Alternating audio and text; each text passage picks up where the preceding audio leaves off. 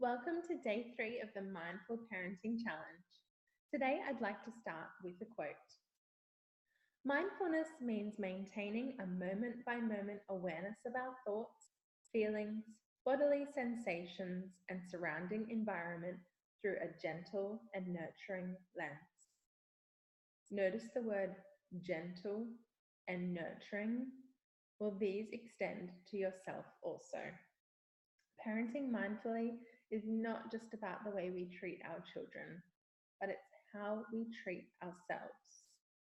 As parents, we make mistakes because we are humans, not robots. So, inevitably, there will be times that you parent less mindfully than you would like to. Imagine that your child does something that you don't really like. You accidentally snap at them and yell really loud.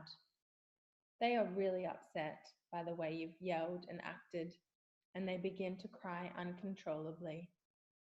You are now feeling super guilty because you know deep down that yelling was not the right choice. And now you're starting to wonder if you've screwed your child up and done some lifelong damage. The guilt consumes you, and you begin thinking that you must be a horrible mother.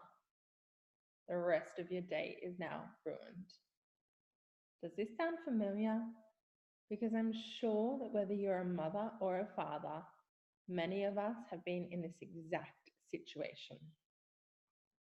Well, these moments do not define us.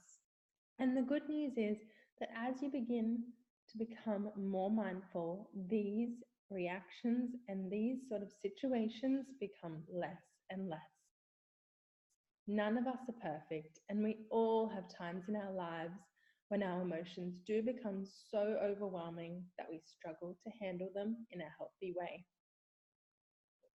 The positive view is that resilience isn't built as a result of everything going smoothly all of the time. So, by your children seeing your realness and your rawness, they're learning how humans function and they're learning resilience. They're learning how to cope and how to move on. So, what is the key to reconnecting and repairing after the rupture?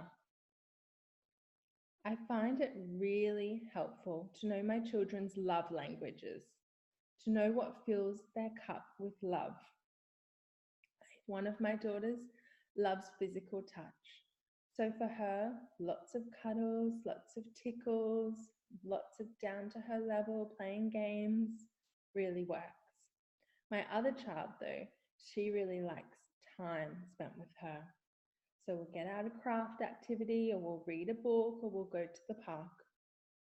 Now, the mums that are in the Mindful Mum Collective, which is my monthly group membership, well, we recently brainstormed some of the ways that we like to reconnect with our children, and I thought it would be really valuable to share them here with you. One mum said that she reads a book out loud with her son. Another mum said that she likes to put on some music and boogie. Use a low and slow voice. Get down to her child's level and apologize. Say I'm sorry and hug it out. Have uninterrupted time with them and be 100% present. Own up to it, apologize, hug it out, followed by a play together or watching a movie or going outside.